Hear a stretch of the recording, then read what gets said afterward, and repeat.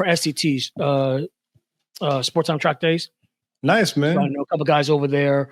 One of my teammates actually coaches novice for STT, and we had some fun down in Barber in November. So that's where my last track day was at. I coach for them too. Were you what region? The South. I do Barber a lot. So I was at Barber probably in September, October. I did GNF there with Vera. Yeah, I did GNF. I raced a 600 class. Sweet. Yeah. Before I was actually actively racing, I had a 2007 Yamaha R6 that I was hurting people's feelings with, and people swore up and down I was Motor America, and I'm like, no, I'm not. and I told them, I was like, dude, it's an old bike. I just know how to ride. Yeah. And it was just like, no, you got to have this, you got to have that. I had one guy spend, I think, like $450 to crack the crank. Wow. And literally spent the money to crack the crank, and saw that I was bone stock crank, bone stock, no shims, no nothing like that. I didn't double layer, nothing, none of the cheating things that people do. And it's kind of like maybe. Yeah, they didn't find nothing. So yeah. Wow, man, what year was that? When were you racing that 07? I stopped racing literally less than about 5 years ago. The bike was just, like I said, too old. I had, God bless him, I had my mechanic at the time, Michael Godin, who's now chief mechanic for Kayla Yakov, and that was my mechanic. Yeah, he's my mechanic. Man, we share the same areas, the same people. Yeah. I was telling Rex before, it's like, dude, when you get to that top tier people, it's very, very small circle. Yeah. So yeah, Michael's my mechanic, and he was telling me, like, dude, when are you gonna do the vintage racing for Motor America and GNF? I was kind of like, stop playing. He's like, dude, one more year, and then this thing is 10 years old. You can race in the vintage race. And I'm like, okay, I need to get rid of it. Well, man, race vintage. Yeah, you got to race vintage. Vintage. If you ever seen the race vintage in AMA, they race like the 70s, the 80s, the 90s. They don't race like nothing. If it's EFI, you're not vintage.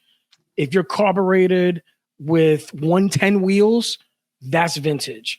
So if I come up there with a 2007 Yamaha R6, they're gonna be like, get the Right. Yeah. You can do CCS Azra. They I think 06, 07 is their vintage. It's a classic, I think is what they call it. Maybe not vintage. Yeah. And I was thinking about doing that. I was really thinking about doing this. Kind of like, I can do that. And he was just like, let me know and I'll set it up. He would set up the suspension, the engine, all that happy horse stuff. And it's kind of like, no. Nice. All right, Shakes, your turn, man. Tell them about yourself. And photographer, ride a real bike, the one with 8 hangers on it. Worked in the bike industry for 5 years, doing a lot of marketing. Known Rexy Fortyfive, man, maybe 30, maybe 40 years. Something like that. Just out here, man, just trying to make it all happen. Loved motorcycles. Hated them. Well, here's my life with motorcycles. Loved them. My mother wouldn't allow me to get one. She allowed me to get one at 40. Then I loved them. Turned 50. Hated them. And then Rexy said, don't be an idiot. Now I love them. Yeah. So, that's what's up, man. Yeah. Love-hate relationship. Love-hate relationship. That's what's up, man. But yeah, I was completely dedicated to it, man. I remember one year I rode, for 5 years, I rode a motorcycle every single day. And I did that for 5 years. And if you know Massachusetts, you only get 2 months riding, but I worked at the motorcycle shop. So just been able to ride. I've ridden every bike on the planet. There hasn't been a bike I haven't ridden. Wow. Just going in through the warehouses, moving them, cleaning them, taking pictures of them. Yeah, I don't think, there isn't a brand on the planet that I haven't ridden, even from custom bikes to Big Dog and OCC Chopper to every Ducati on the planet besides the Panigale. Some of us can't afford that, but when I go down to Florida, I'll add the Panigale to my list of things I've ridden. The V4. Check it off. Check it off. Exactly. Yeah. You originally from New York, Bobby? Nah, originally from England. Okay. The original York. Wow. Born there? Yeah, I was born in England. Yeah. That's what's up, man. Born in England, The new New Jamaican York. parents. What part you live in, Jordan? Right now I'm living in East Atlanta, but I'm originally born and raised in Northeast Bronx, Co-op City, Boston Road, by the 2 and the 5 train, not too far from Co-op City. If anybody knows exactly what part of where Atlanta, it's at. I'm in Atlanta. 12 miles from me, probably like Buford, Gainesville, somewhere there. Yeah. Yeah. Wow. See what you done, I'll tell you a little bit. I'm in real estate, so I do all the Metro Atlanta. Like I invest, I buy a lot of investment properties, sell them. So that's sort of what I do. Metro Atlanta. So I'm pretty well versed with that. But just to tell y'all both a little bit about me, because Rex knows a little bit. But I started riding probably in 2013. I got my first bike, took it up to the mountains a couple of times. For 1 month in, I think the first time up I went there, I threw it off a cliff, bought another bike. Did the same thing a year later. Eventually, I made my way to the track, and that's where everything just started taking off. So 2015, I think I got on the track. 2016, I started coaching for STT. And I think 2017, I did my first race. I did a race here and there. And then finally in 21, 22, I started racing seriously. I think 21, I did a full season of novice, got bumped to 22, and then I've been an expert since then. So it's been just an awesome journey, man, with this bike game. And you know how it is. Both y'all know how it is. So yeah, it's nice. And he's trying to race Motor America as well. So in racing, forget about it. Cancel Christmas. Yeah, for sure. I wanted to do Moto America this year, but it's just business has been taking so much. I can barely sleep now.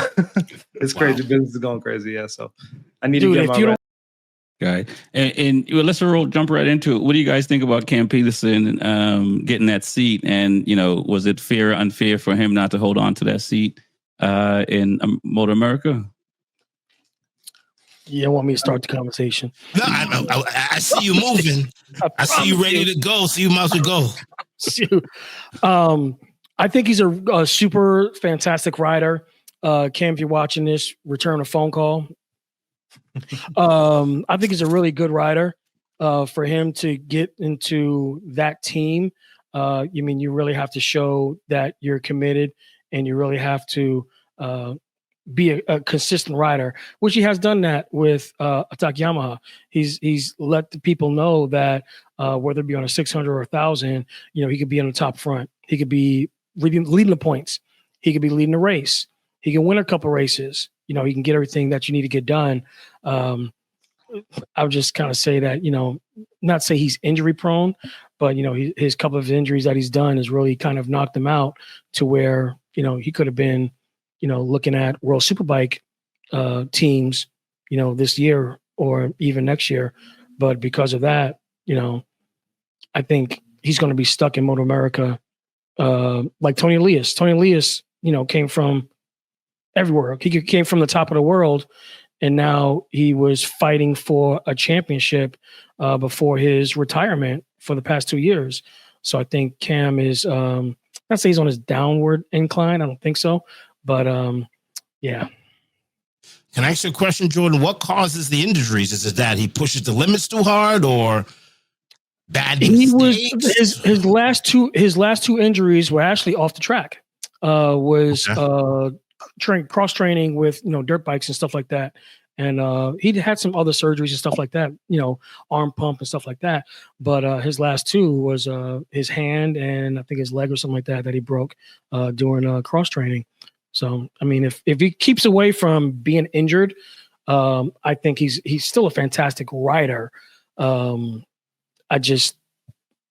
really glad that he's got a seat, because right about now, this past 2 years, to where if you're not with a team and you're not solidified in that team, you can cancel Christmas.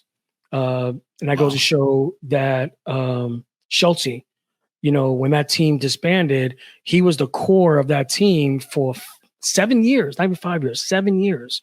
God bless Wes and everybody else and the Westby team. But yeah, he was the core rider for that team. And when they had to shut the team down, Schulte was like, where do I go? Where can I go? Because everybody else was already tied into contracts, or if not tied into riders for the next 2 years. And thankfully, he was able to get a team that needed a rider, that literally had everything, all the pieces, bits and pieces, and needed that one little piece. If not, Schulte would have been sitting on the street or sitting on a couch watching Cam Bobier and everybody else have fun, and as well as everybody in the 600 series, so I'm really glad that happened. Like I said, it's really tight. So I'm glad he got a seat. Nice. Cheetah 740, man. What are your thoughts? On Cam, deserving, is that in the question? I think it is. I think he is deserving of it. His talents are there. Injury prone, possibly. I mean, Bobby, just going back to what you said. I mean, the injuries, man, if you know the sport, it's a game where you have to continue pushing the limits, and the limits just happen to be very dangerous in the sport. It's not like shooting a basketball. You miss a couple shots, you can keep shooting all day. You make a couple crashes, it's out for the season sometimes, and potentially career ending. So you have to be very careful in the cross training. You have to continue to keep that level on the off season. So what are you doing in the off season? You're doing weird dirt riding, and you're out there cycling on the road, potentially risking your life in these cars. There's all sorts of risk involved in just being a high performance racer. And so I think when it comes down to it, the top of the top are the best of the best are the ones that can prevent the injury the most. Rossi was a prime example, how little he had really career-threatening crashes. Right. And Marquez, right. So when it comes down to it, I think Cam is deserving, but not for how long. That's the question. I mean, what are you thinking, Rex? Well, my thoughts are, I feel bad for the rest of the super sport field. You got PJ Jacobson, you got was it Schultz that won it last year, right? And now you got Cam Peterson. These are it's the equivalent of obviously Cam Bobier going to super sport. These guys should be on super bikes. You know what I mean? And so for the rest, for the guys in the back of the field and the women in the back of the field, I'm looking at it like, do I just save my money? Because it's going to be, I mean, we don't know, right? Because as we just mentioned, Cheetah, that, injuries and such, and those things can definitely kill a season. But if everybody's healthy, it's going to be hard to not see those three guys in the top 1, 2, 3 position fighting for that. And I felt that way when Schultz went there last year to Super Sport. And I get it, as a racer, if you don't have a seat in the class you want to be in, you gotta get in where you fit in. And so I get that, but we saw, I mean, that R6 shouldn't have done what it did last year. I mean, so what do you guys think? Let me speak on that R6, by the way. If you guys saw, I forget his name, Track Days, his podcast with Attacks, what's his name? The boss guy there. Rich Rispoli. Not Rispoli. Stamboli. Yeah, Stamboli, right? He was talking about the motors, and he was like, after the Road Atlanta race, Schultz came up to me and said, I need more juice. and Stamboli said, I got just a little bit more in there for you. I kidding. We got a little bit more in that thing. So they are pushing these motors to the limits, because the owner of that team, by the way, Bobby, did you just start following racing, by the way? Did you start getting into it? Yeah. Started getting into it. Yeah, man. So it's a lot to it. And the owner of that team it's called Strack Racing. Peter Strack. He's a multi 100-millionaire guy, entrepreneur that loves racing. And he brought his talents of organization and all that business into this. Into the sport. So you need someone like that to support a guy at the level of Schultz that doesn't want to pay to ride, right? He doesn't want to come in and pay $100,000 to be at the high level. He wants to get paid and have a salary. And there's only about 1%, 2% of the people on the paddock that gets that actually get a salary. 3 teams I can think of off the top of my head. 3 teams. Yeah. Think about that. Think about if the NBA was like that. 2 players on the team get paid, and the rest have to pay to play $150,000, $350,000, $600,000 a year to play. That'd be insane. So that's the name of the game. So, but is it a foregone conclusion that one of these guys are gonna win the title this year? Well, going back to that, man, those top 3 guys combined with these insane rules that basically make all these privateers have to pull out their checkbook with motors, with technology, with bikes. I mean, yeah, it's unfair in a way, man. Like we want not even just pull out the checkbook. They really have to just throw the bank and everything at them. Because, like I said, you've got these super bike riders with top tier world championship skills that are racing against, not to say regular average people. I would dare to say Kayla Yakov and PJ is average. Mm-hmm. But to keep them honest at such a top tier level, you almost have to throw someone like Cam Peterson or Bobby Fong. Remember, Bobby Fong was actually 600 before he jumped back onto the Superbike again. Somebody like that to kind of let them know, okay, you're supposed to be at this level. I'm at this level, catch up. But yeah, to have the team, to have the grid stacked like that, I mean, it helps a little bit, but then it's kind of like, somebody like me or anybody else will be like, dude, what am I doing? I just want to make the grid. Right. Cheetah and John, I got a quick question. I got a novice question for you. You said that the suits now is costing $4,000. Like, could you just walk me through the difference between the suits? Like, why the suits so much, and what have they done to improve the suit for the new 2025 regulation? Well, I'm trying to learn. What is it? Did you guys see the article where they just talked about mandatory airbag suits now? That's what I was telling about before. Okay. Now it's mandatory for all Motor America riders. Okay. All Motor America riders to have airbags in their suits, which is a good thing. There's about 5. And educate Bobby on how much an airbag suit normally costs. I was about to go there. Literally about 5 companies, and Rex is actually wearing one of them right now. That comes standard with an airbag suit in them. Wow! So when you come with a suit that has an airbag with it, then you're not paying a couple of $100 off the rack. You have to get it custom made. That's going to be about $1,000 minimum. $1,000. You have to get all your sponsors, your logos, blah blah blah blah, all that happy horse stuff. Depending on your contract, that's usually about another $2,000 to get it custom made and all that fun stuff. So just a regular suit that fits the FIM criteria, which Motor America stands under. ECE, which is the helmet and other things that we fall under with FIM. You're looking at just those 2 things. You can't be buying anything bargain. The Shoei helmet that I have, not the Shoei helmet, pardon me. The helmet that I ride cost me just under $1,000. And this is literally not any knockoff, anything that you can get from anywhere. And don't drop it off a table. Yeah. You gotta buy a new one. You gotta buy a new one. One drop. You drop it anything. Yeah, you ain't lying. You drop it anything past 4 or 5 feet. It's a wrap. It's done. It's a wrap. You ruined the helmet. You may not think that it's done, but it's a hairline fracture that goes through the helmet that they can actually scan and be like, "Oop, your helmet's done." So getting back to the suit. So they actually scan the helmets and stuff before. Yes. Yes. Wow. Yeah. So the suit itself has to be, form fitted, blah, blah, blah, have all your logos, like this, all that fun stuff onto it. So that's minimum $2,000. And not to say any of the other companies that make these suits to that high of a level, just to get one of those suits, a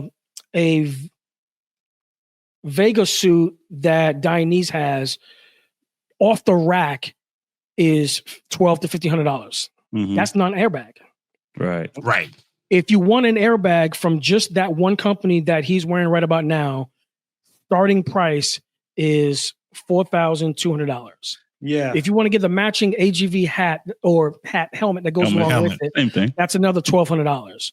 So just the helmet and the suit, I'm not talking about the boots, that's $5,000. If you go with the boots also, which is ECE, FIM certified, yada, yada, yada, that's another $800. Yep. And let me tell you all the level these guys go to real quick, because even a privateer coming with some money, they have to meet. My buddy Riston, who just got onto Cam Peterson's team, right? Last year's setup was so insane. I mean, I'm a guy has a real just amateur expert racer coming in with a couple spares.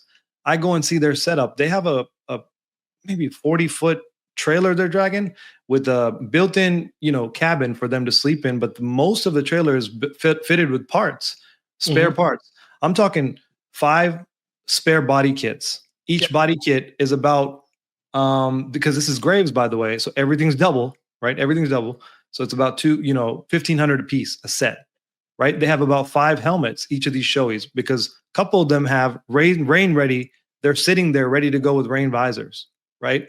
So everything is set up for quick swaps, race. Let's go. They got about, it was 7 rear wheels and like 4 front wheels, because if they crash, they got to be ready to have another brand new one ready to go. This is not a joke. Like, their trailer is filled with about $500,000 worth of parts. It looks like, because they have a couple spare bikes. The suits you just talked about, he just came to Atlanta, flew to Dainese, came in from Asheville, and got 2 of them made for him, custom, right? So everything's just racking up for them every time they come around. We're a weekend, by the way, because he'd come to practice. They're buying 4 new fronts and 7 new rears for the weekend. I got 2 rears and 1 front. I'm like, broke. Man. He's over there flying, and I'm over here on the weekend like, bro, this is a chill weekend. We're just, he's like, yeah, it's chill, man. Yeah, it's serious. It gets serious. That's what I said. And this is the new rules and regulations that Motor America is meeting, because, like I said, they're with the FIM. FIM is Federal International Motorcycles. I'm not going to say it in Spanish because, anyway. So that is the level that we're trying to meet, because, thank goodness, the powers that be decided on taking AMA racing into a different direction and helping everybody like Cheetah and myself being able to get to that top tier level, so that we can hopefully eventually get our younger racers into MotoGP, World Superbike, British Superbike, everywhere in the world, because people still look at us like, we're little babies, but Major League Soccer. Cambodia raced with 8-time champion, but no one knows that. If you really look into the records in the history books, it's like, dude, he's right there, right next to Mark Marquez, and they're literally the same age, but no one knows that, because the level that we're at, we're not meeting that expectation. So it's expensive, but I mean, it's going to save a lot of lives. There's been a lot of deaths in the racing community the past 10 years that I remember, needless deaths, that hopefully we're able to learn from, grow from, and, have our children. And you got kids, I don't know if you got kids, Rex got kids, you got to take care of them. So yeah, they're doing, it's expensive, but like Cheetah said, it's a dangerous sport. So I wouldn't want to see anybody lose their life, in a passion that I have, in a sport that I love, and a sport that we all kind of engage around. So if I break off a $6,000 suit. What's interesting is some of these guys won't wear an airbag if they had the choice, because it's too hot. Really? Yeah. Some of these guys say, I don't want an airbag because it's too hot. Yeah, dude, I don't care. I'll boil. Give me another bottle of water. I'd rather have my life. Yeah, no. But you'd be surprised how many guys don't wear in Moto American airbag. Yeah. Listen, man, I don't know if any of you guys crashed in an airbag suit. I did once, and I only want to wear airbag suits going forward if there's a crash, because it makes a world of difference. Granted, at the club level, I'm doing 8-lap races, maybe 17 if I'm doing an enduro race, or GTU or GTO or something like that. So, and I try not to race in July and August in the South if I can avoid it. But in Motor America, you don't have a choice. But that's interesting. Now, is it just a matter of changing of the times? Because obviously we see in MotoGP, some of these guys are in some hot places and they have the suits in and they're dealing with that. So is it a matter of just a mental thing where they just like it's too hot? Or I mean, we saw Jorge Martin couldn't do a press conference because he was so fatigued last year from the heat.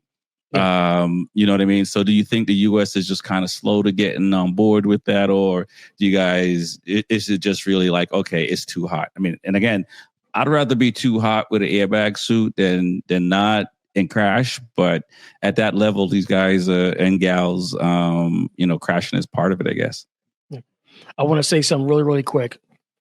When I was in Alabama, I was wearing one of my sponsor suits, and my fat little self was getting in the suit. It's just like, man, I wish I had an airbag in here, because this is my first time at Barber, and my first couple of laps going into turn 3, which is a big uphill right-hander.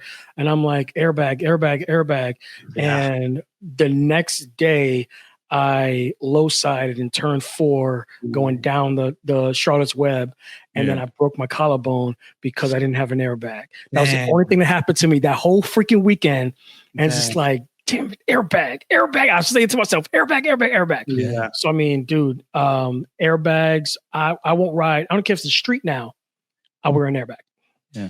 Do you think that the separation between MotoGP and everybody else is just the fact that the top 1% is just going to deal with the heat, deal with the airbag, and just fight through it? Is it just like a mental thing? Like, listen, this is where I need to be. This is what I have to do, and I'll just wear it? Or is it just bad habits? When you say separation, are you talking about talent? Are you talking about what separates them as far as the skill or talent? No, just mentality. Mentality? Yeah, mentality. No, I don't think heat is a big thing, but every racer you see on TV will suck it up. None of them are like going to whine too much about it, like maybe an amateur guy would, because it's just it's their hobby, right? But these guys are paid to do this and they have to perform. So most of those guys are going to come with the mindset of, I'm going to push, right? Unless they were handed it to them and they maybe have a silver spoon or something. But most of those guys are going to be, push past that.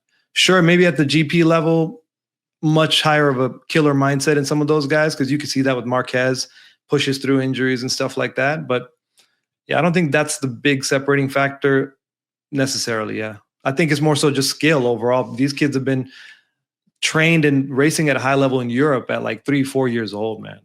At a high level, they start at 6-7 years old. They're already racing, competing. And then they also, again, going back to the crashing, these are the kids that just happened to crash a little less than those other ones and didn't injure themselves to the point where dad said, cut it out. This is enough. Mom said, we got to send this kid to college, not to the hospital again. Right. So these Jorge Martin, Marquez, these are the ones that have funneled their way down and sifted them way through the pack to be at that level. So when you think about it like that, it's like even more power to them. It's crazy. Yeah. When you say it like that, it makes me wonder if the whole thing should change a little bit, because you're right. Either you run out of money, or you have injuries and you can't continue on. And then the ones that are there are the ones that get the chance, and doesn't necessarily mean they're the best. They're the ones that lasted through the whole process of, as you mentioned, Cheetah, racing from 2-3 years old, or riding from 2-3 years old, to then get to the world stage, at 20, 21, 22 years old. And we see that a lot. Let's talk about MotoGP a little bit. What do you guys thought on the season coming up? Do you guys think that Marc Marquez is a foregone winner of the MotoGP this year? Because we did a poll on the YouTube channel, and there was a lot of people saying Marquez is going to run away with it.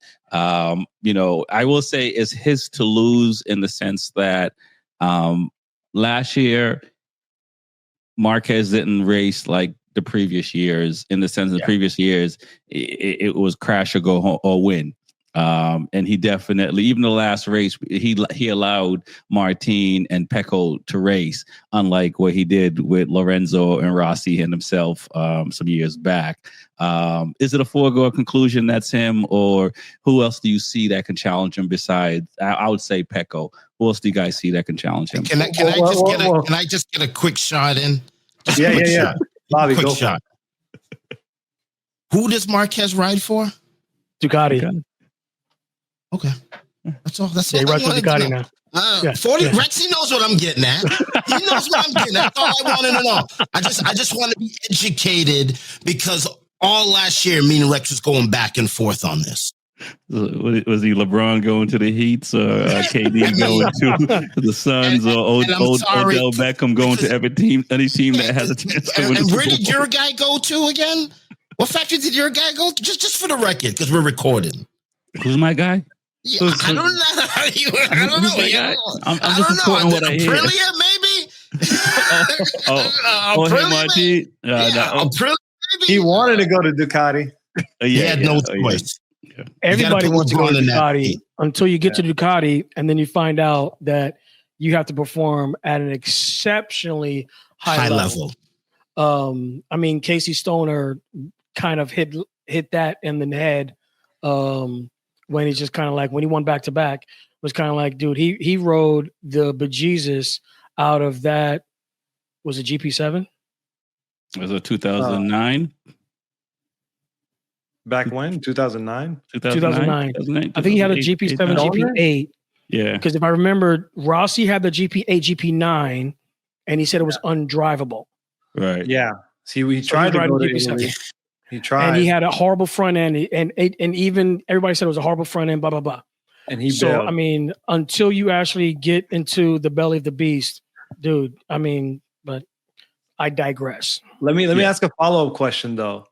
Who's the A rider now? It hasn't been an A rider since the Vizio. No. He's bringing all the big names tonight. No. Say that again. Pecco was definitely the A rider. What did you say, 45? What did you say? I said it hasn't been an A rider. They've been sharing data for the last 3-4 years, man. They all share the same data. No. Pecco was the A rider last year. On Ducati, on the red Ducati. Yeah. Now, who's going to be there? Is it Pecco or Marquez? Who's going to get the secrets? Because if you go watch Marquez on Honda, the documentary he put out, he talks about how he said, I was an asshole. They would give me technology and I would hold it from Pedrosa. I tell him, don't give it to him. Yeah. Until he tested it and found out which one he wanted to keep, the one he had or the new one. Right. And he'd give him the one he didn't like. Yeah. And again, from what Ducati is saying and from what the rider is saying, they all share the same data. And even Marquez says, I get to see all their data. So if we take what they're saying on face value, I think Ducati is sitting here saying, I'll let y'all fight for it. Right. And that's what we saw happen. It's kind of like, as a fan, we're sitting here saying Pecco, we're sitting here saying Martin, maybe Marquez, maybe Bastianini. But Ducati's like, no matter who wins, it's a Ducati. We still get the same money, right?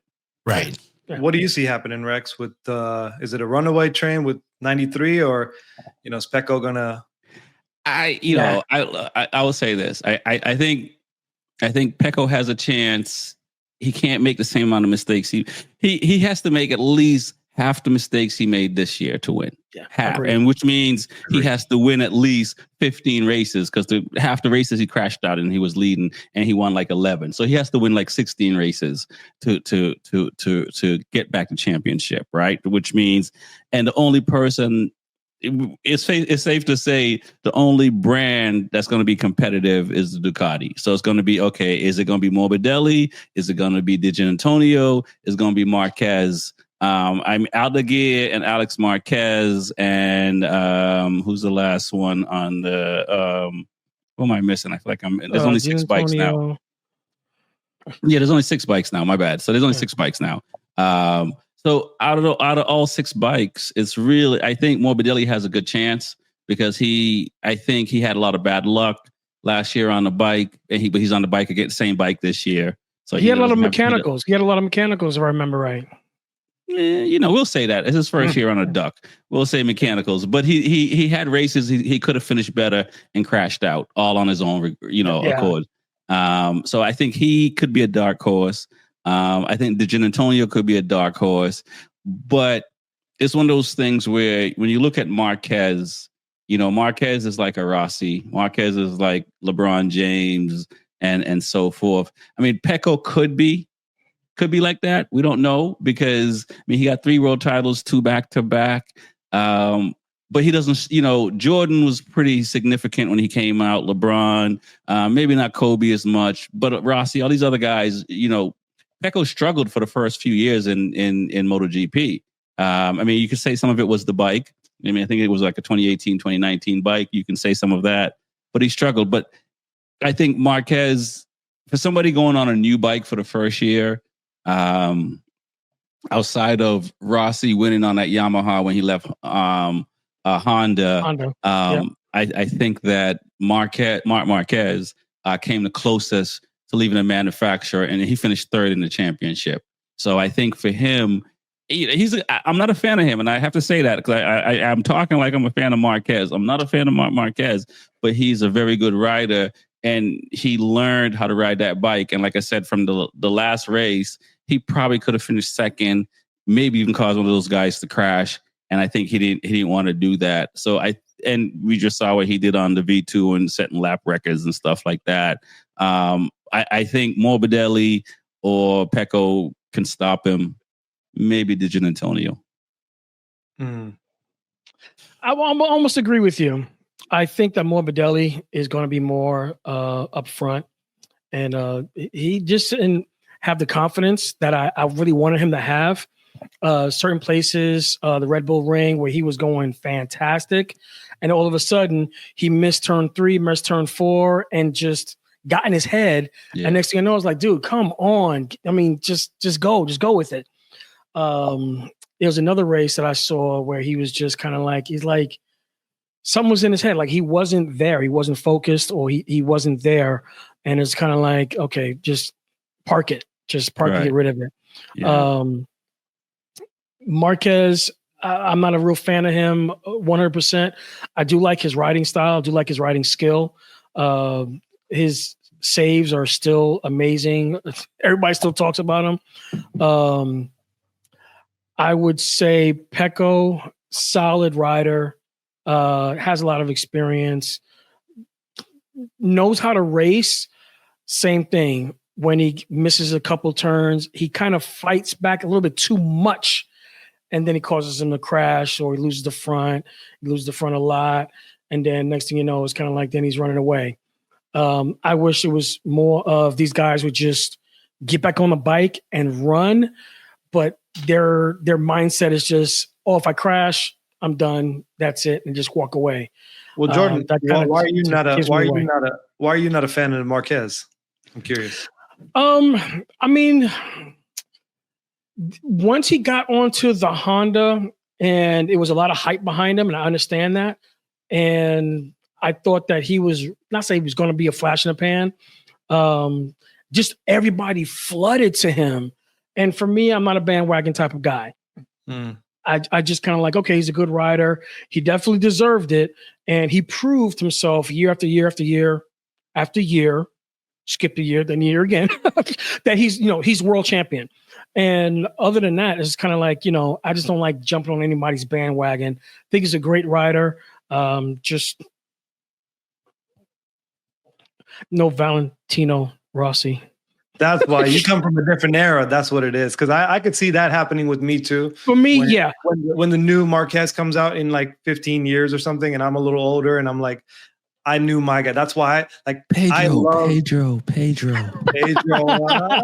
he's not no Marquez. Pedro's got it, man. Pedro's got it. Wasn't what they sought out to be. He's got it for sure. He's the one, but he hasn't shown that Neo yet. He's still the Keanu Reeves from before Neo. He became Neo. Right. So yeah. We know he's the one. That but boy. he Give hasn't that shown. boy just a little bit of, not say a little bit of growth, a little bit of room to grow. But he's learning hand over fist. And the sad thing about it, he's making mistakes. He's making rookie mistakes, hand over fist.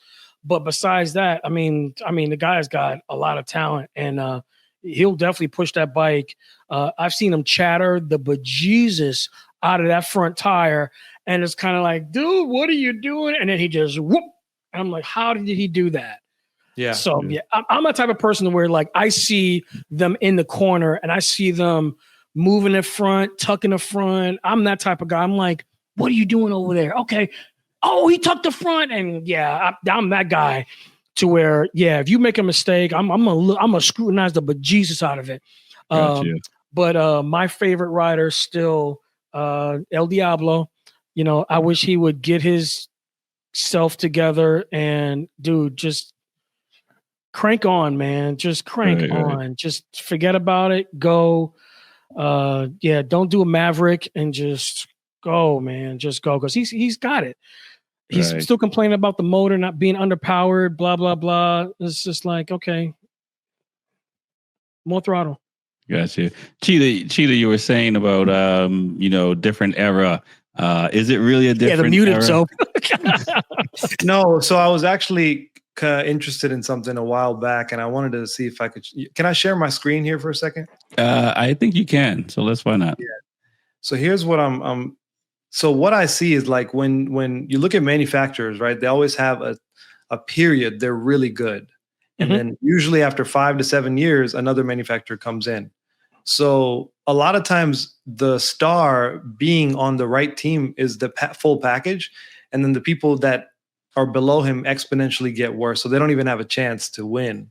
So let me see if I can share this. Share screen. Yeah, this right here. So on Wikipedia, right? Mm-hmm.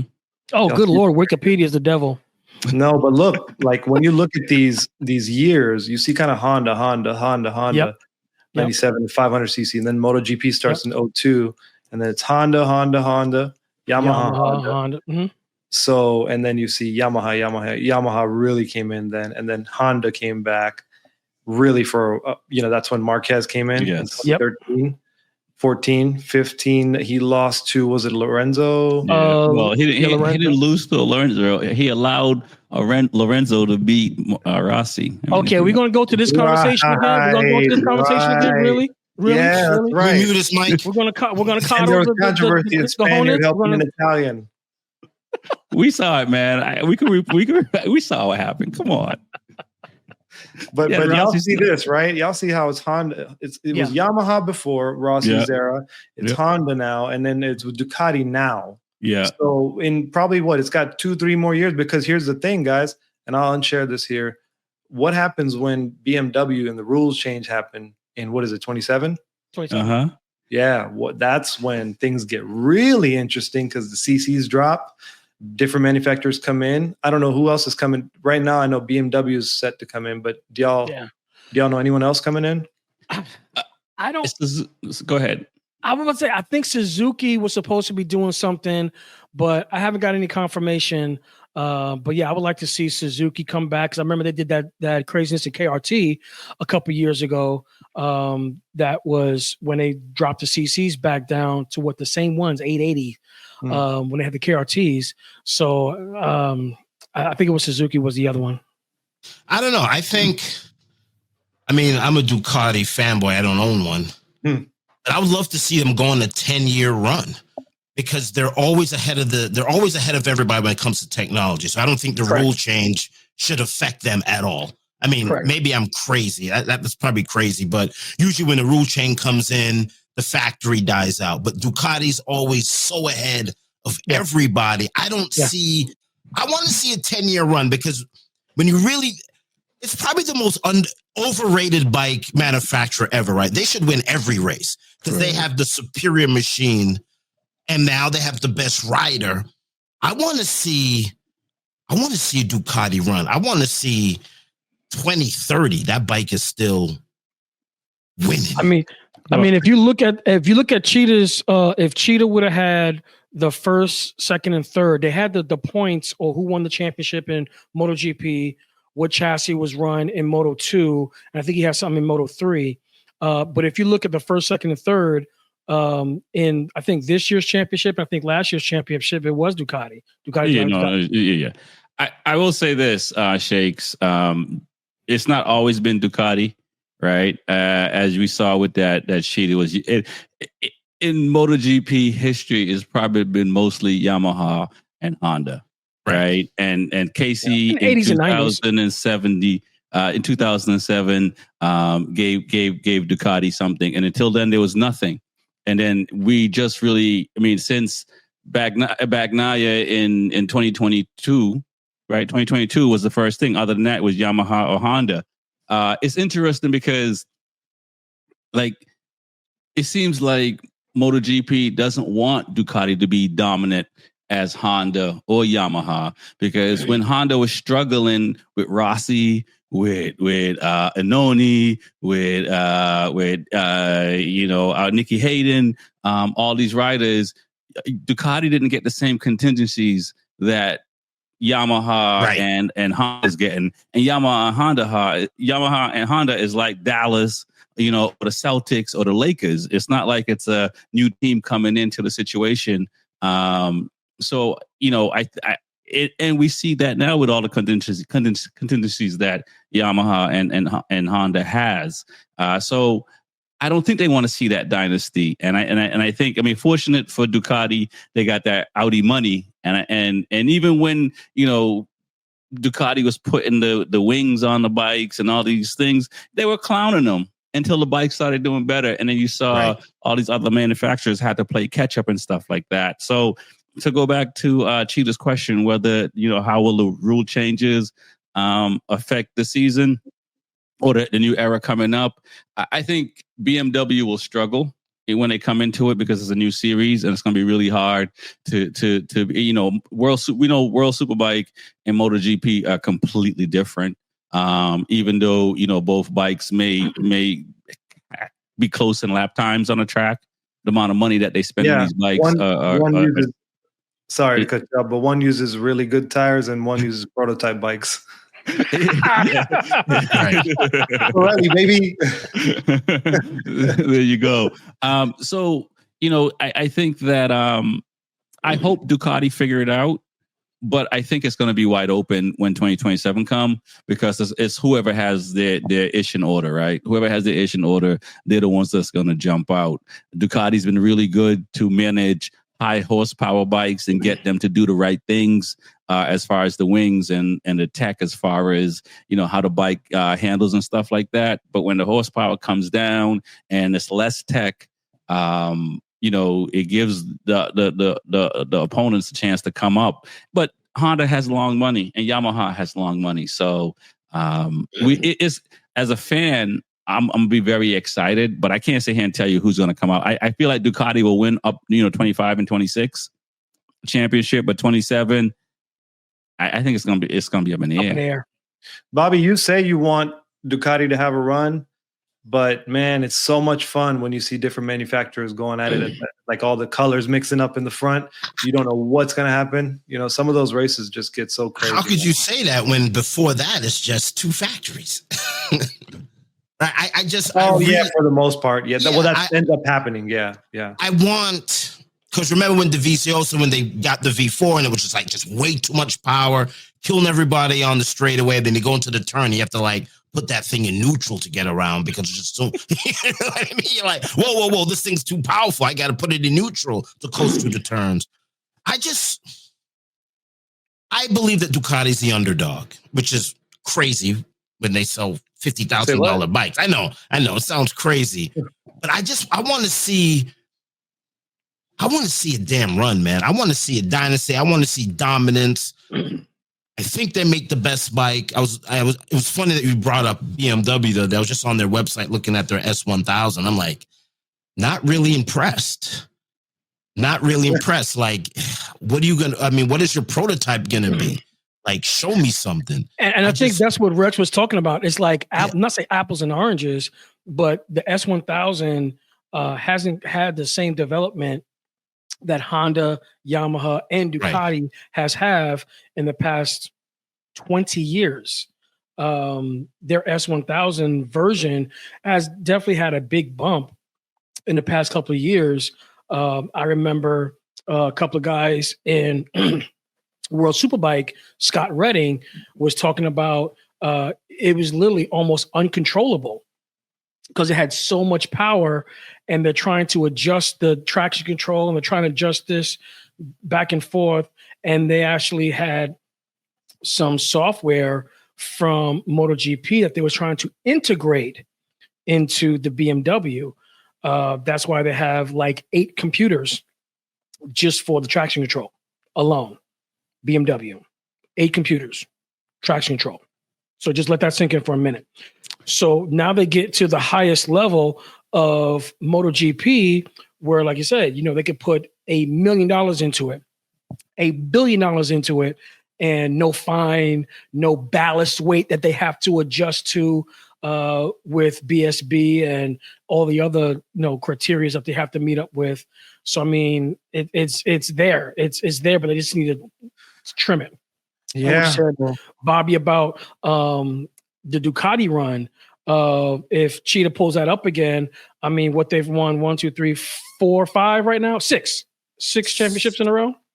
Yeah, they've won a lot. Let me see. So they've only got like 2 or 3 more left before that dynasty is over, which will bring up to the 2027, and then hopefully, the Ducati has 5 right here. Do y'all see the screen, 5. by the way? Yeah, 5. They got 5 championships. Right now, yes, since 2020, they've won all of them, I guess. Wait, what? No. 2020 can't be right. That's not right then. Yeah, that's not right. No, 2020 is not right. Yeah, it's 22, 23, and 24. Yeah, this is wrong. Then, so. Yeah, 2021 was. I told you that Wikipedia, man. That Wikipedia will get you. Yeah. Wikipedia will get you. But this may be right.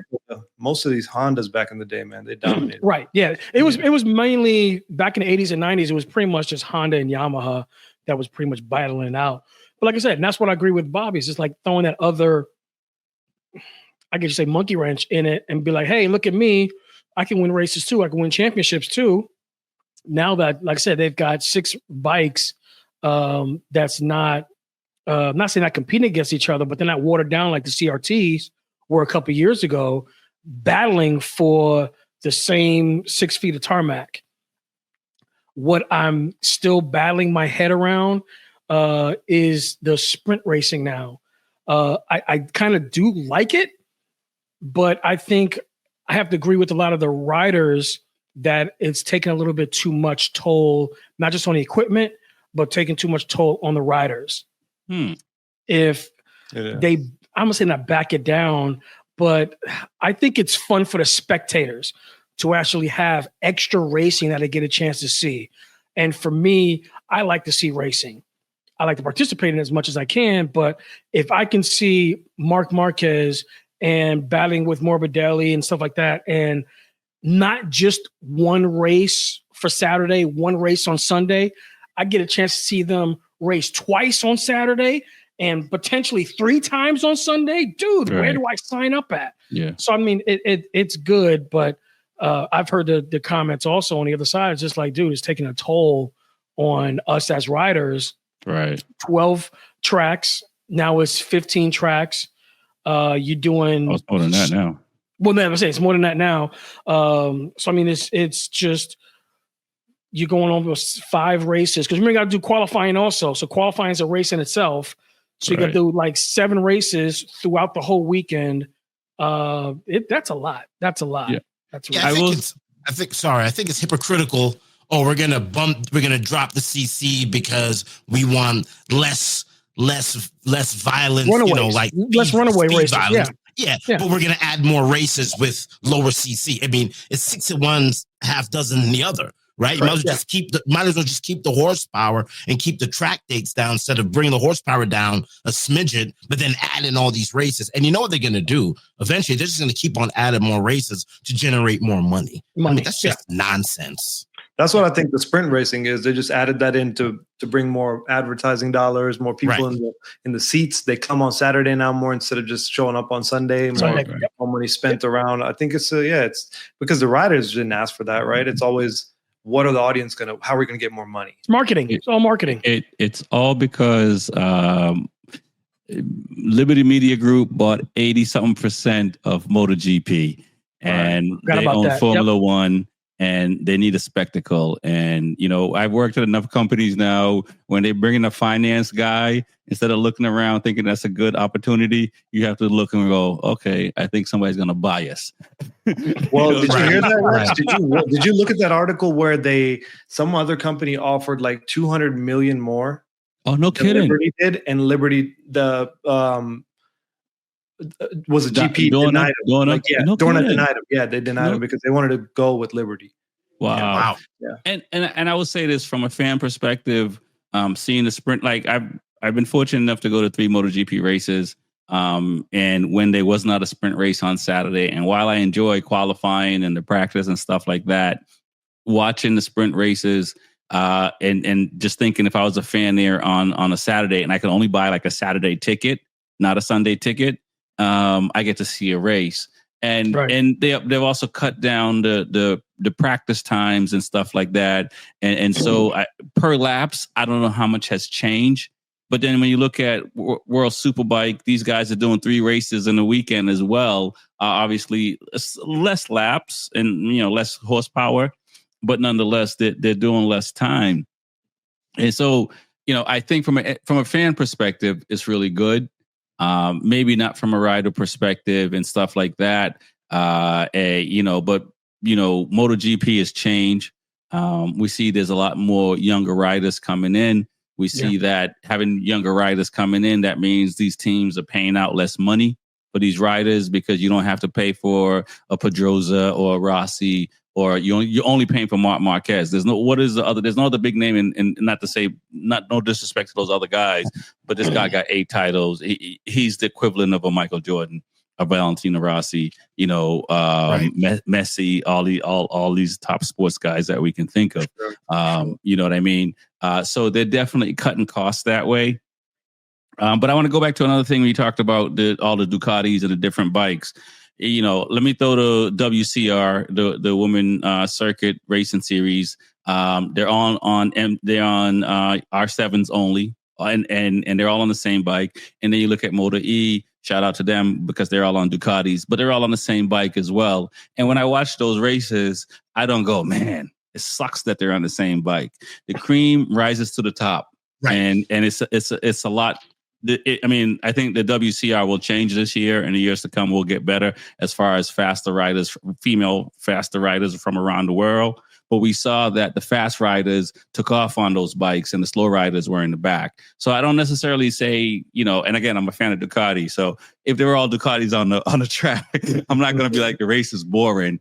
But what does that do to all these other manufacturers over time? Because technology trickles down from this racing scene, right? Because you don't get traction control until 5-8 years later. Right. They've already installed it in MotoGP back in, early, and then they bring it now into 2000s on the Ducatis. So if that now, it makes other manufacturers not want to come in because Ducati is just so dominating.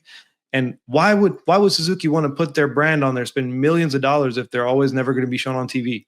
Because you believe you can.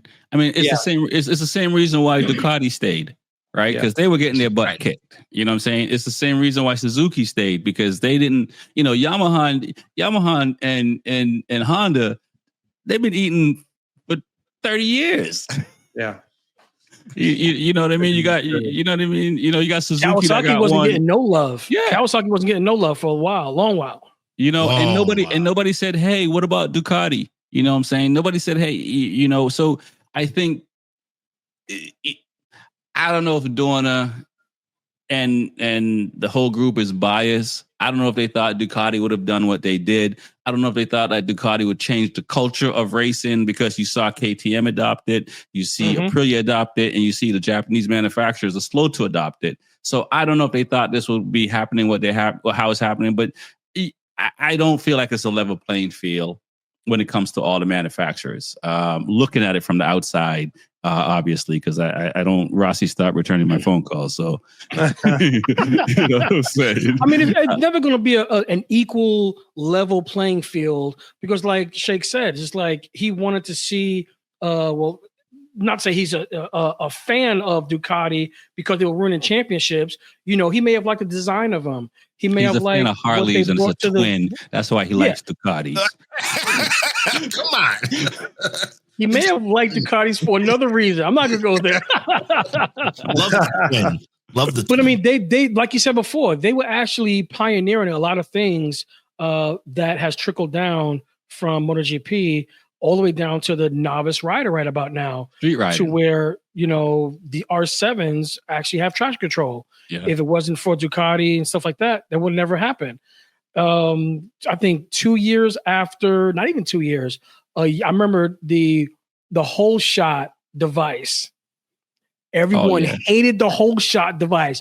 They're cheating. No, they can't have that. Blah, blah, blah, blah, blah, blah. The next freaking year, what was everybody doing? The whole shot device. Yep. They probably bought it from him too. Oh yeah. Yeah. I mean, you almost have to. So I mean, Yamaha and everybody else is kind of like, well, get with it or get the step in. So I mean, it's all part of adapting and learning. And like I said, you jumping on the WRC, that was some good racing. If you've never seen back-to-back racing, or not say back-to-back racing, but racing that was pure. Yeah. Same bike, let the skill level rise to the top. Then you actually see who's fast, who's not, who can really play with the big dogs and who actually can't. That was a fantastic series. I didn't record it, but I shared it with my daughters every time they were racing. It's like, you got to watch it. Yeah. So hopefully things like that help pioneer and kind of stretch that out to not just women in Europe, women all over the country, women all over the world, and let them know that, you know, you can come enjoy what we've had the spoils for the last 60 years. And I'll say this from a cost perspective, from what they said, it's costing them $25,000 to get the bike and to get it. And they were all sharing like mechanics and stuff like that. So, I mean, you know, they did figure out a way to keep costs down in a sense. Granted, you know, they're $9,000 bikes out the showroom, $10,000 bikes out the showroom versus, you know, super bikes or anything like that. But and I don't know like how much, you know, they may from crashing and stuff, what they may have to add and stuff like that. But, you know, if you're in Motor America and you have a $25,000 package, I think a lot of riders would sign up for that. You're not going to get a lot, but yeah, I mean, you definitely would sign up for it because you get a chance to, whether you're racing up front with Cam and the rest of the guys and Jake and all that stuff, you're actually getting a chance to at least be a part of that with Motor America. So, I mean, I know plenty of people, Cheetah, myself, would definitely, you know, $25,000 here, take my money. As long as I'm able to even get on that grid, I'm fine with that. And I've seen some people on the other hand, I'm not gonna mention any names, in the 600 series, didn't quite make the grid. So that $25,000 that you're putting out, if you can't be up to that level, you're sitting down spectating like the rest of us. Yeah. How cool would it be if like Moto America or MotoGP just put a bid out there to all the manufacturers and said, who could get us the lowest cost program for sync, like you said, the same bike all across the board. We'll make a separate program. You got GP, you got, you know, Moto 2. We'll just make a separate thing. Or Moto America just did it. Kramer. Yeah, exactly. Just like that. So to do that in Moto America would be amazing, you know, and see if they could bring out a package like that. But that won't happen. You know, it's always money. Well, no, I think that's what the Kramer program is about. Really? I'm hyping Motor America like I'm a gosh darn spokesperson for him. But I think that's what the Kramer program is about. There's a Kramer program. I haven't heard about this. Yeah, it's the 390 Kramer program they just brought out. I just saw Ashley. If I get a chance to, I'll try to see if I can share it on my page. And they actually have it out to where they want like the junior riders to actually be able to jump on this bike, which, like I said, is a couple of $1,000s, and it's almost pretty much ready to go, stock out the box. You're ready to go racing, and have a whole series around that. They just had it in Barber in November, so I got a chance to touch it and feel and stuff like that. And then they had the testing in October in I believe it was Coda. So that's what they're trying to do. They want to have a program to where the juniors and even us elder statesmen who may not have $100,000 or even $1 million in the bank, that can just, let me just throw this money into that and don't worry about it. But you can still race and be competitive and be part of the program. Yeah, no, that's. I was going to say I'm from India originally, right? And that's how it is down there. Like, really? No, I wouldn't have figured that. No, you're not. No. Thailand, India. You go there, and Malaysia. There's these programs you can get on for $500. It's so cheap. They give you the bike, they give you the tires, they let you race. Everything's free. They ship the bikes there. They trailer them themselves there. Wow. And you just have to show up with a suit. Wow. And it's like cheap. It's super cheap. It'll be like, $300, $400 for a weekend. Talking with tires, everything included. You don't have to maintain the bike. You just show up. Like, imagine that. Where do I sign up? Yeah. No, I got a buddy that's going down there just to do that, because I got another buddy in India that has been trying to convince me to do that with him in Malaysia. Wow.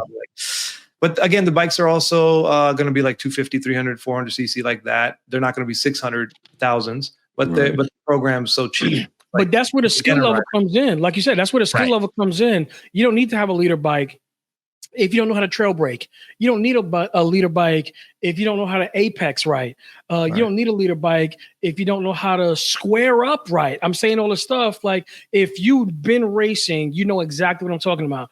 If it's over your head, it's kind of like, that's the reason why you start off with the 250s, the 300s, the 400s.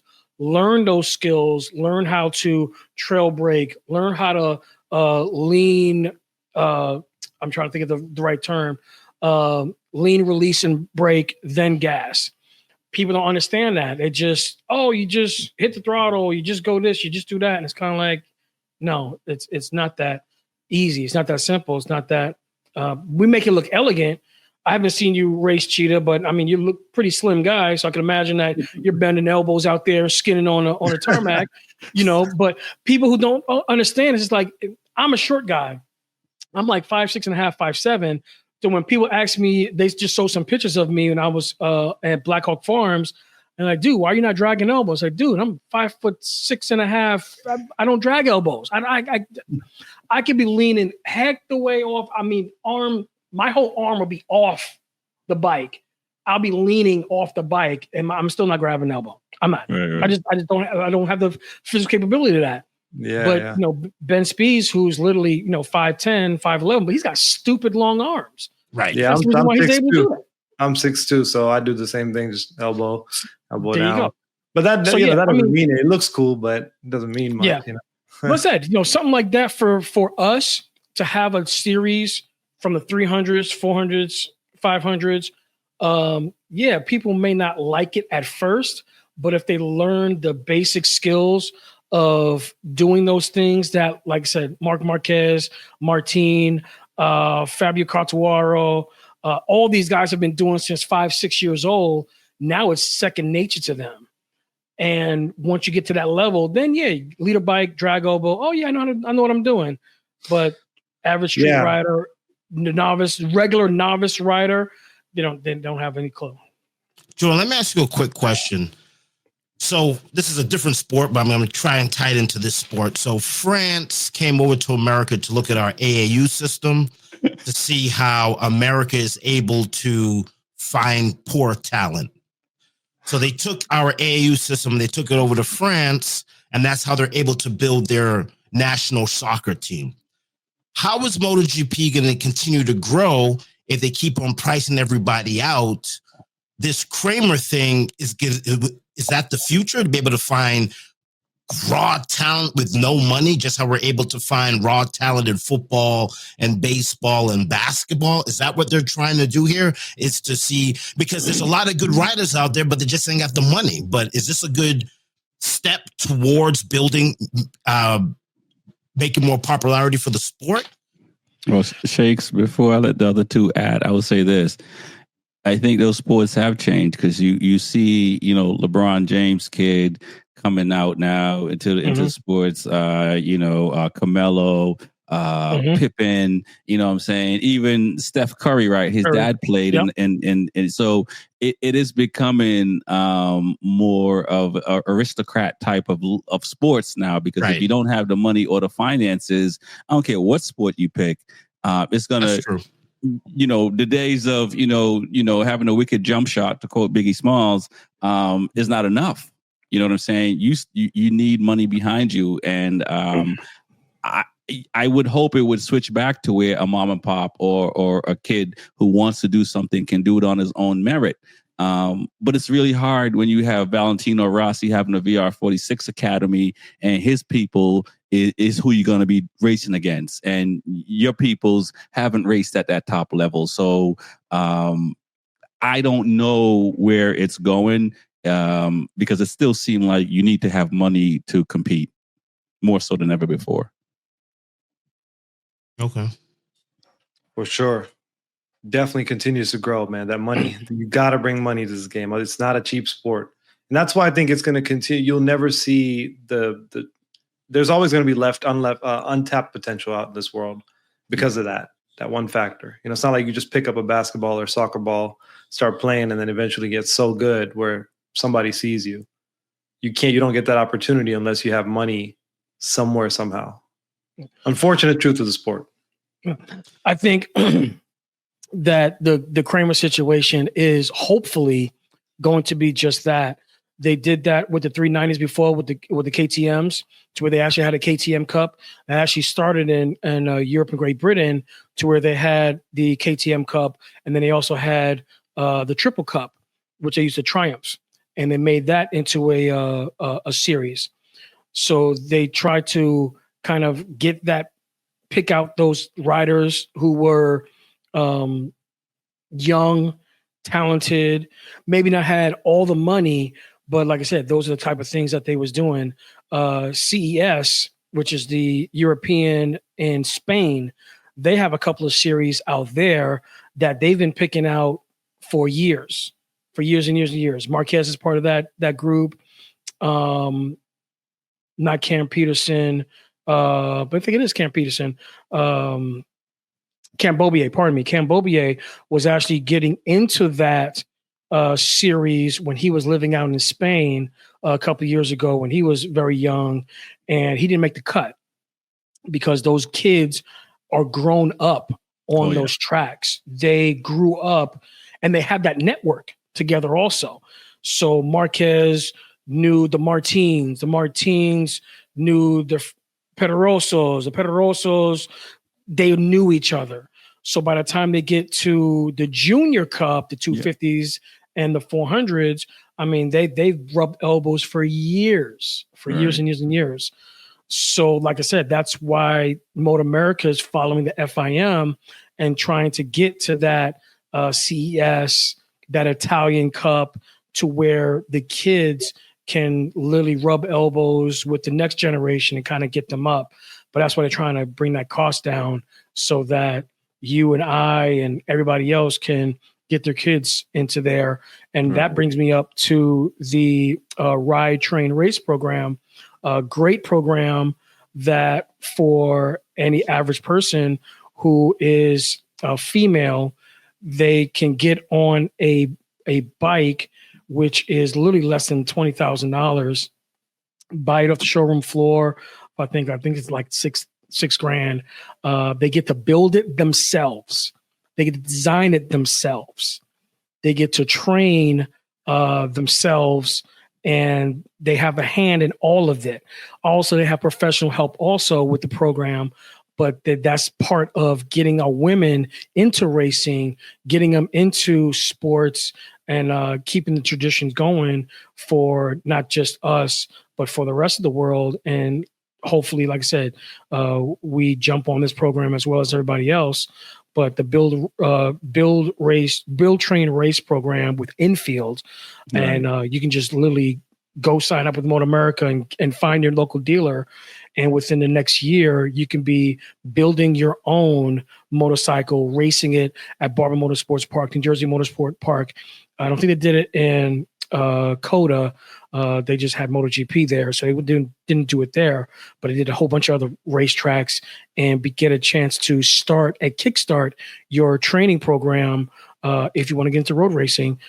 I mean, it's great things to do that we, Motor America, and hopefully anybody else, we're a CCS, will kind of build on. Right. So that we can have multiple places for young adults, kids, older adults who want to get into racing or keep on racing at a high level. Yeah, I think that's a good thing, because when we look at the sales aspect, like the civilian part of motorcycle racing, it's an industry that's died 1% a year. So we're going to need a lot of motorcycle shops are going out of business. Harley's in trouble. A lot of these big, as we all know, KTM.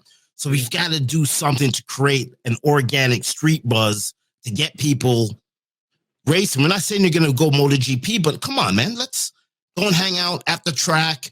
Yeah, build a community, because motorcycle riding is all about a community, and they Absolutely. need to really build that community, and then hopefully that community could transfer into sales, street bike sales, which then could transfer into finding the talent to maybe, man, hey, be great to see a MotoGP guy from Boston. Yeah, I do. Hey, I ain't mad about that. I ain't mad at all. As long as he's not wearing a Celtics jersey, we all good. It's probably going to be green. The bike's probably going to be green. Yeah, we'll let that slide. No, I agree with you. It would be nice to see. It's been a while since an American has been in MotoGP. Nicky Hayden was the last. Joe Roberts and Cam, those guys got to Moto too. And you look at the 80s and early 90s, mid 90s. MotoGP was dominated by Americans. We're all on camera today, and none of us are American, but we all want to see American in MotoGP in the near future, as much as we love racing in the US. I think, I look at Loudon, Eric Woods, and Penguin School, and I think, you look at some of these organizations, I think they recognized this 4 or 5 years ago. That they needed to do something in America to start to build up racing again, and I think we're seeing the beginning stages of that. When you look at last year, what the what is that, the Barber series, Bagger series, my bad, Bagger, yeah, and did for people coming to watch races, because there's not a lot of Cam Bobier's parents and a lot of these young kids, parents that want to get their kids into racing for financial reasons, but I think also the danger aspects of it, right? I think it's recently. So I think that decline that we saw, America has been on safety for years. Well, motorcycling racing in general, man, the money's just not been pouring into it like it used to. I mean, Jordan, you probably know Thermos Man, right? Yeah, no, Thermos Man. Yeah, Thermos Man, good friends with him, man, for years. And we used to talk about back in the 90s racing, he used to tell me it was like money laundering, these companies. Like Kawasaki, they were paying out so much for, now I'm not talking Moto America, I'm talking Wera, guys like Wera. You don't pay Wera. Guys coming into Wera, you win something. And then AMA, oh my God, you're walking home rich that day, that weekend. 50 grand, 25 grand 40, from, 50, from Kawasaki or whoever else is paying out. Everyone was paying out back then. And they don't know why they were doing it, but they were doing it. And he says it'll never be like that again. But I don't see, maybe in the near future, 20 years, it could come back if the bike sales pick up and, interest comes back with all these programs bringing in women and affordable programs bring in maybe, it's all about just awareness. That's the big thing. People don't even know MotoGP exists. Yeah. They may get interested if there was like a Netflix series, like how they did for F1, right? They did something really high quality like that. Well, remember, they did 3 of them. They actually did not to that level. A Netflix movie, but Amazon did a movie. I can't remember the name of it right about now. It's on the tip of my tongue. Amazon did a movie about. Which one? No, it wasn't Amazon. It's on Amazon, but I don't think they did it. But I think they did something with Marquez like a couple of years ago. There was They a did the movie. GP one. Yep. It's There was a series. movie on Amazon that depicted a racer on actually racing. Yeah. I can't remember that one. Yeah, no. It's called my buddies were in it. They were in the movie. That was last year recently. Yeah, I know what you're talking about. Correct. So I mean, like I said, if we had more publicity highlighting the sport, of course you're gonna have and if it's a movie, of course you're gonna have your little sex scenes and blah blah blah. But the premise of it was motorcycle racing, and to the majority of it, who I did see a couple people in there. Eric Wood was in the movie. I saw him. A couple other guys who raced. We were in CCS. They were in it, and I was kind of like, "Hey, I raced against him." But like I said, if they had more here in the U.S., more publicity behind it, then I think there would be more people acknowledged about it. That's why I like Rex so much. It's kind of like, dude, I want to be able to talk motorcycles with people who understand what I'm saying, who have the same drive and passion the way I do. And it's just like, let's promote the bejesus out of it and get it out there so that people understand. It's just like when you see people on the road, you're not just thinking, oh, that derelict. You're thinking, that person is passionate about what he's doing. You may be passionate about knitting, about sewing, about decoration. You may be passionate about knitting booties. But this is our passion. This is our passion about going fast, hitting corners, hitting that apex, and that's going to be my next race team, hitting the apex. That's going to be the title for the next race team, hitting the apex. Isn't that a movie or something? I think so. It is. Yeah, I think so. That's a movie. Yeah. No, dude, talking about that movie that they shot that recently came out. I can't think of it's Amazon Prime movie. Bobby, it's Amazon Prime movie. They shot it at Road Atlanta for like 3 days. Yeah. Let me tell you. They shot it at Road Atlanta. I was there when they had the sets there, right? Because one of the races happened around that time, and they were paying my buddies like $2,000 a day for just to be in the movie, just to use their bike for a couple scenes. Because what it is the crazy thing is, it got mixed reviews. It was kind of some corny scenes, and then most car one bike fast move. Yeah, one fast move. That's it. That's it. So listen to this. My buddy that's in it, like me and him are neck and neck in racing all the time. Yeah. He was in the movie, and they needed certain color bikes, white, green, cowies. They needed certain bikes, so they used it. He was telling me the challenges of this thing because we're just from the outside, like it's kind of corny. They could have done something different. He's telling me the challenges. Each day to rent Road Atlanta is like 25, 30 grand, right? Wow. Already. Yeah. That's all up front. To shoot that scene that they had, you have a limited amount of hours in the daylight because it's daylight. Right. Some up, some down. 1. 2, it's a crew of stunt riders, and then it's a crew of racers that were in the movie, by the way, shooting the same scene, right?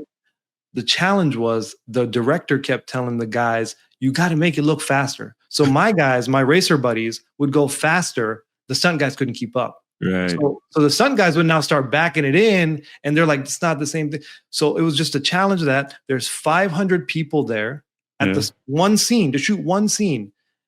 Glare, sun, one shot. It's a high performance scene. Director has to be like, no, we got to shoot that again. That takes another hour. Again. That takes another hour. Oh, someone missed the micro. That's the challenges. 500 people have to be in synchrony to get this one shot off in a limited amount of time frame while the budget's 30 grand a day. Right. So I understand now. It's not that easy to get that. And it was for a low budget movie. It was entertaining. Yeah. Right. It was definitely entertaining, and I don't have the insides that you had, but I recognize if they had an unlimited budget, it'll be Fast and Furious instead of one fast move, right? But I think it's good because we haven't had a motorcycle movie in a long time. I mean, to add on to what you're saying, what did Fast and the Furious do to Honda Civics? Exactly. Right. I said that earlier. All those cars, the Mitsubishi Eclipse. Who wanted a Mitsubishi Eclipse before? Nobody wanted one forever. That could do that to bikes, right? In some way, the racing scene, even just bikes in general, man.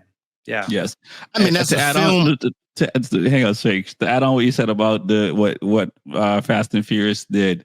Honda had to catch up because they weren't fast. Mitsubishis weren't fast. Right. They had to catch up.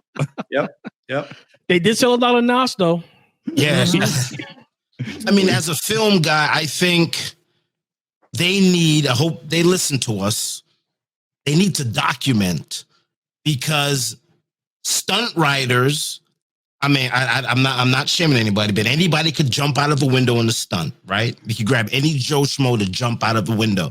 But when you're shooting a movie, a motorcycle movie, a MotoGP movie, not everybody can hit that apex. Mm-hmm. Right. I think that is, so if you're going to do something like that, if you want to help the sport and not kill it, because people who may watch and go, I'm not that, like riders be like, oh, that's crazy. I'm not, that's far-fetched. I think they should just document it. Just document it, because Marquez is going to hit the apex. I was supposed to hit the apex, and then there's going to be drama. It's going to be like the F1 movie. I think what they did. Fake. I agree with you. Shakes. A couple years ago, I'm going to say something that I think everybody's going to agree with me on this one. That stupid movie Torque almost killed motorcycle racing and motorcycle riding altogether. Yes. Correct me if I'm wrong. Talk, yeah. That movie blew in every way, shape, form. And that stupid Y2K, which actually is a real motorcycle if you don't know anybody, it actually is an actual turbine motorcycle, works. No, it's not called Y2K, but is actually a working, active, real motorcycle. That is a turbine. Yeah. But that movie blew. Yeah. Anyway. Yeah. But like I said, one fast move hopefully will get someone thinking outside the box, or get, like I said, like Shake said, get that ball rolling. It's kind of like, hey, we could do this better. We can do this longer, blah, blah, blah. And maybe we could go to more tracks, not just, Road A. Mm-hmm. We could probably go to Laguna. No, I can't go to Laguna because you got a noise ordinance.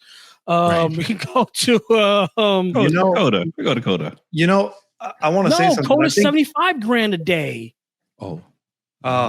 And also the problem with movies is, as a motorcycle raider, track conditions change every 30 seconds. Yeah.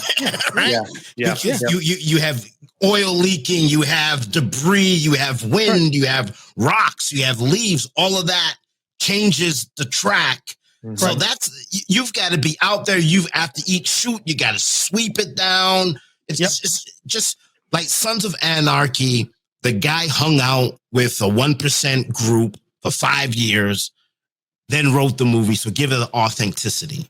You can't do authenticity with motorcycle racing unless they're motorcycle racers. It's tough. Even if you hang out with motorcycle racers, at least be able to, like I said, talk the talk. You may not be able to walk the walk, but at least you'll be able to learn the lingo. Myself and Cheetah can tell you, if you say 2 clicks softer, 2 clicks harder, we know what you're talking about. You say to somebody else and be like, 2 clicks what? And you know what I'm saying? And they don't understand. So Dorothy, speak that. Dorothy, yeah. I know, right? Yeah. And I don't mean to exclude you out, Rex. I don't mean to exclude you. Oh no, it's all good. It's all good. As if Rex doesn't race. Rex said he's not retired yet. I'm not retired yet. Rex needs 3 clicks to tell, not 2. Does he can't tell him 2? Exactly. I have somebody that does that for me, so I don't have to think about it. Oh, okay. Sorry. I've seen it happen my bad, in real life. Backing away. Here you go. I show up and get on a bike and don't know what I'm doing. What is that? Is that a summer 2025 Dainese edition you got on there? I don't know what you got, man. You got the nice shirt on, the green. I'm trying, man. I'm trying. It's not 25. I'm waiting for some stuff to come in the mail. Yeah. See, wait for stuff to come in the mail. See, Wayne got like that. He probably has Bobby Fong's number. I can't talk. I actually do have Bobby Fong's number. I want to say something funny. Do y'all know this kid named Andy DeBrino? Yeah, I know Andy DeBrino. Yeah, racer. He's a pretty hooligans racer. He rides K-Tech, right? K-Tech. Yeah. One time I was playing Ride on the game online, and I was playing with Andy DeBrino, and Josh Heron was in the party as well. He was playing too, Ride. And I know Josh from like just meeting him at the Heron compound and talking to him like that and racing around. I know. I got to talk to his mom. So I just throw in I'm like, hey Josh, what? Because I was on the fence. I had a K-Tech setup for my Olin's, K-Tech setup for my ZX6 last year, the year before, and last year I had Olin's. I went to FKRs, and it was just different. It was much smoother, more damping. The chatter. I'll show you some videos of it later after we get off, but the chatter was insane on the ZX6. So I was sitting there asking Heron, I was like, what's better, man? Is it, is Olin's better or K-Tech better? And Debrino jumps in going, K-Tech's pretty good, man. K-Tech's, I don't see why K-Tech competes with the top of the Olin's. I'm like, yeah, that sounds about right. I mean, yeah, I agree. And then Josh goes, I mean, just look at Moto America and look at the Olin setup, the big tents they have, and look at K-Tech. They got a little Sprinter van. That should tell you everything. And then Andy and them got into an argument for the next 30 minutes, bro. I was like, I didn't mean to start that. Different league, man. Different league. So But Josh likes to start crap anyway, so it doesn't matter. I don't know if anybody knows Josh Heron personally. I kind of know him. I'm not gonna say he's my best friend. I'm not, so don't think that. But I do know Josh pretty well. I hung out at his house multiple times. Me and him talked when he was just getting into Moto America at the time, AMA Pro with Graves Yamaha when he was 16 years old. So that being said, and I have pictures to prove it. So with that being said, it's I know he likes to start crap for any reason.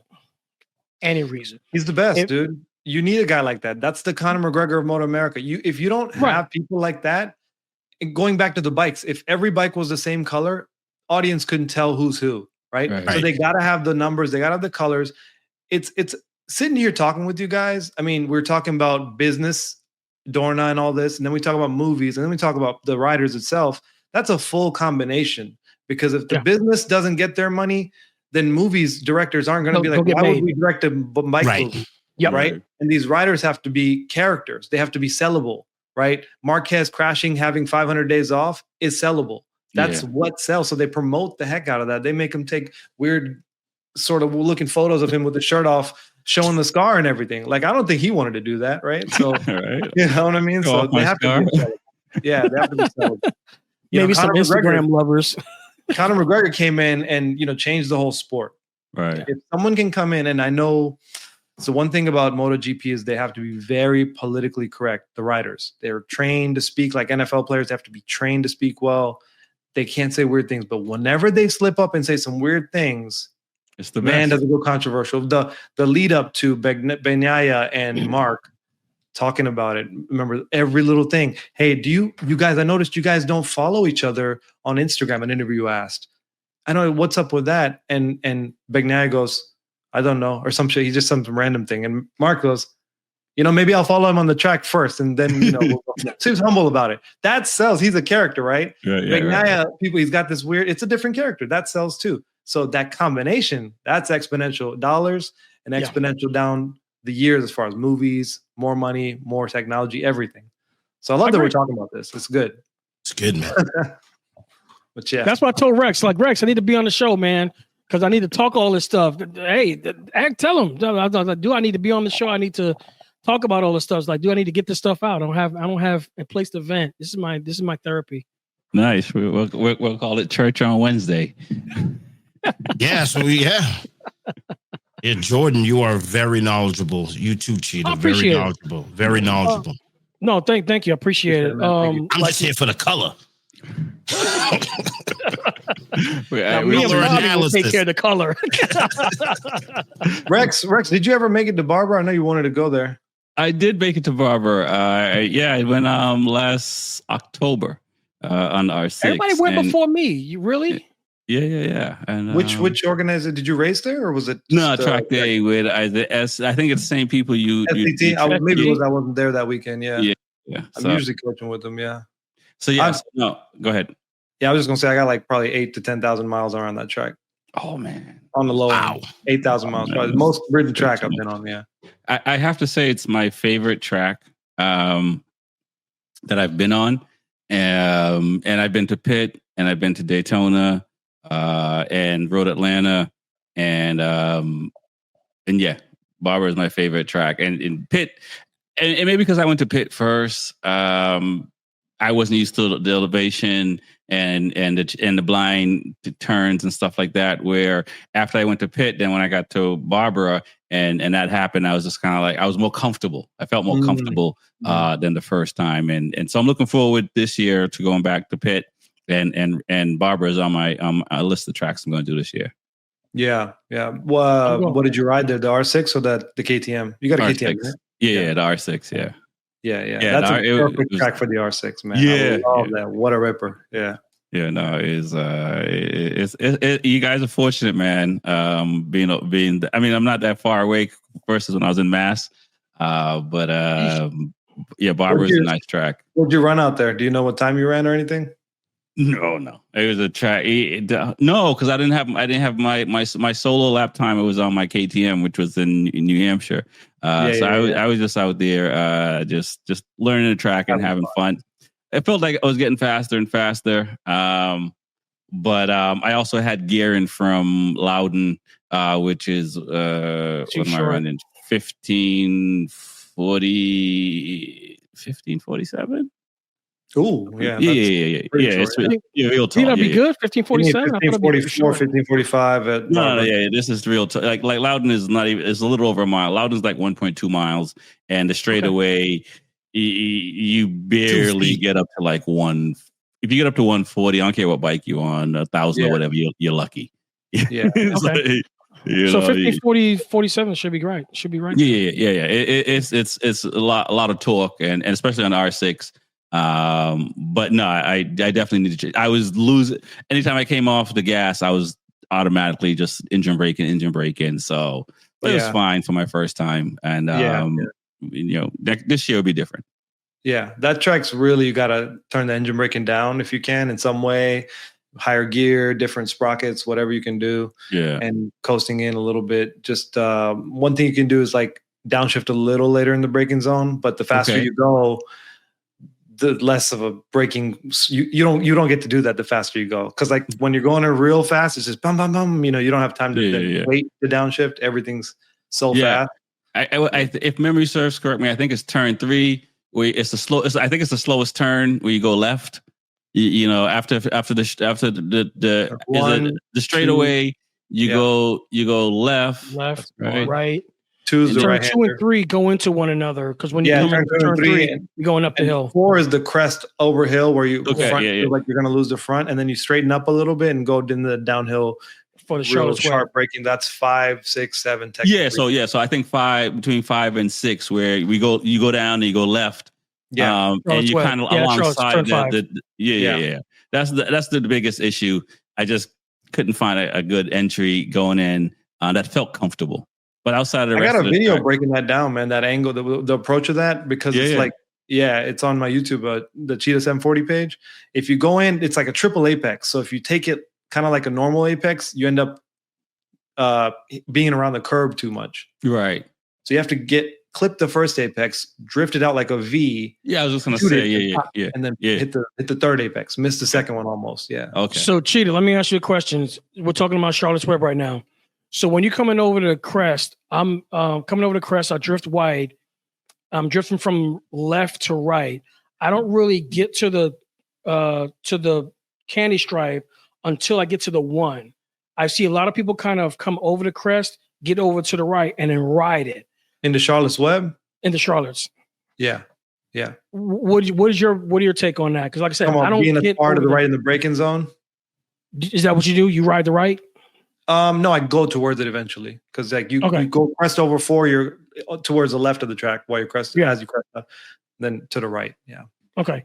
Yeah, that's what I was kind of doing. I was kind of drifting wide left, let the bike settle, and then I'd eventually get over there. By the time I'm at 2, brake downshift 2, slowing down at 1, I'm over to the left on the arrow. And that's how I usually take it. And people's just kind of like, why are you doing that? It's just like, why am I going to ride the right and somebody cut my nose off? And I just kind of drifted off.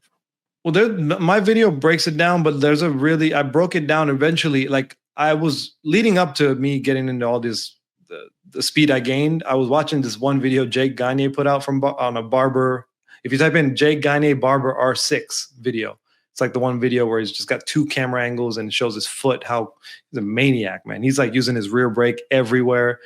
But his lines is what I designed my complete line set off of for barber.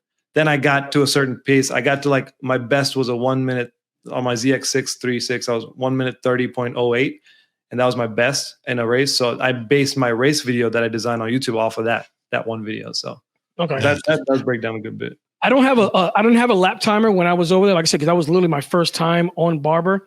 So I was just kind of just learning the lines, and I figured that out from Charlotte's Web to just kind of let it drift out. And by the time I even start braking, people are already passing. I'm already passing people already, and it's kind of like, am I doing something crazier, or am I just like going too deep? But I kind of figured out they were just braking a little bit earlier than me, and then everything else was pretty much, I would say, that's pretty easy. Turn 5 is my still, turn, man. 12 still gets me. 12 still gonna get me. I don't know why.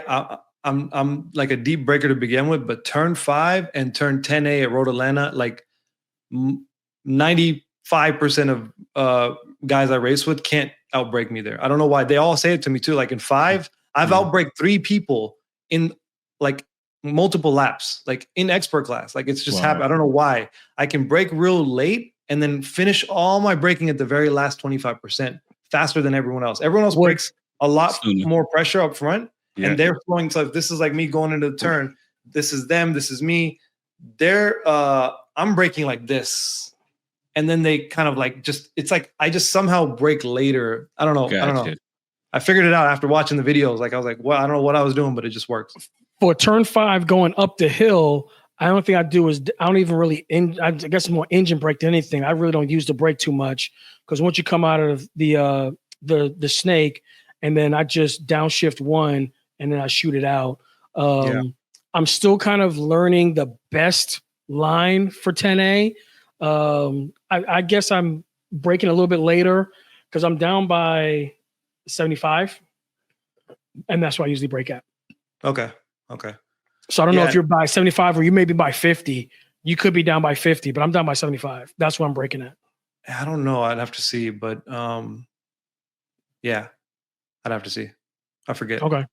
Yeah, we're boring the heck out of Bobby. He's almost asleep there. I'm watching. Like 1s and 2s, fire gear up the hill. What? No. I'm watching. Instead of looking at the camera, I'm like looking at y'all talking. I was like, wow. You gonna get on the track anytime? You got any plans for that, Bobby? No. Yeah. No, absolutely not. And bring that ape hanger on, and we're going to be dragging pipes. Come on. I've been trying since 2012. You've been trying since 2012, and I don't know. You can drag them. I will just yank them out the bed and be like, "Come on, let's go." I mean, I have a Vic. I mean, I wouldn't mind taking my Vic to the track. Absolutely, I ride my Vic on the track. Come on. It ain't for everyone. You know, I will say that. I'm old. I'm old. The Vic or the track. Yeah, you said you were 50, Bobby? You said you're 50s already? Yeah. That's crazy, man. You definitely don't look I'm 50. I don't want to hear it. I'm 50. I don't want to hear it. So, once I get Bobby on the track with his even bike, Rex, and he'll actually be able to understand the geometry of the bike and what it takes for him to actually carry speed. We talked about the bagger class, and be able to carry speed through there, scraping and at least scraping foot. And then he'll find out how safe it is. And he'll be like, I didn't think I could do that. I guarantee you that's exactly what he's going to say. You know what qualifies you to be on the track? You have to be on the track. It's like the fact that you said you rode a bike every day for 1 year or something, 3 years. 5 years. 5 years. 5 years. My bad. Yeah, that definitely qualifies you to be on the track. You love it. You'd absolutely love it. You'd be like, your perception of like every time you took a turn on the streets, you got a certain idea of how the bike works. Yeah. When you get on the track, you're gonna like, what? How come I feel so slow? It's your body releasing all the slowness out of you. I mean, like, oh my God. I mean, I have the Vic. I definitely would throw the Vic on the track. I mean, I look like a flying squirrel. I mean, feet out, you know, I look crazy. But I mean, I would try it. Like, I don't know. Like, when it comes to motorcycles, I've gone really conservative. I used to ride no helmet. Like, I hate wearing a helmet. And Rex always used to say, like,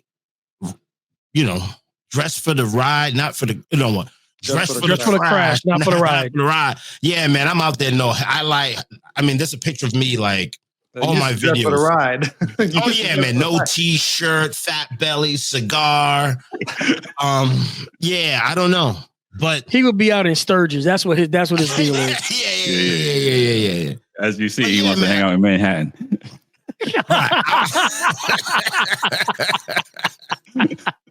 But I'll definitely take the Vic on the track this season. Absolutely. All right. I got a KTM too, just in case. That'd be dope. My knees don't work. I can't do that. You got rear sets on it? Yeah, I mean, when I used to do the Yamaha demo days, where they'd be like, "Oh, here's the R6, and you're gonna go out riding with because you take the customers out around the neighborhood." Yeah. And they go with the Yamaha team, and I'm like, "You need forward pegs on this thing." Like, I mean, what are you doing? Why is my feet back? How come my feet ain't out like this? I mean, I need to ride a Yamaha R6, like, you know what I'm saying? It's just I don't know about y'all, man. I don't know about y'all. I'm 6'2". I make every bike look like a tricycle. Like when I drag knee, it looks like I'm dragging my other knee. No. I believe it. It's crazy, man. Like, yeah.